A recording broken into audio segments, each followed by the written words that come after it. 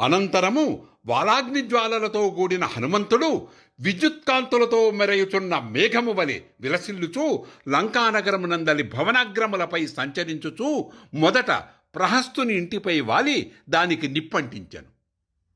పిదప మహాశక్తిమంతుడైన మారుతి వరుసగా మహాపార్శ్వుడు, వజ్రదంష్టుడు, శుకుడు, సారణుడు, ఇంద్రజిత్తు, జంబుమాలి, సుమాలి, రశ్మికేతుడు, సూర్యశత్రువు, హ్రస్వకన్నుడు, దంష్టుడు, రోమశుడు, మత్తుడు, ధ్వజగ్రీవుడు, విద్యుజ్జిహ్వుడు, ఘోరుడు, హస్తిముఖుడు, కరాళుడు, పిశాచుడు, శోణితాక్షుడు, కుంభకర్ణుడు, మకరాక్షుడు, యజ్ఞశత్రువు, బ్రహ్మశత్రువు, నరాంతకుడు, కుంభుడు, వికుంభుడు, దురాత్ముడు మొదలగు వారి గృహములను, అందలి అమూల్యములైన మణులు, ప్రవాళములు మున్నగు సంపదలను అగ్నికి ఆహుతిచ్చి బుగిపాలు చేశాను.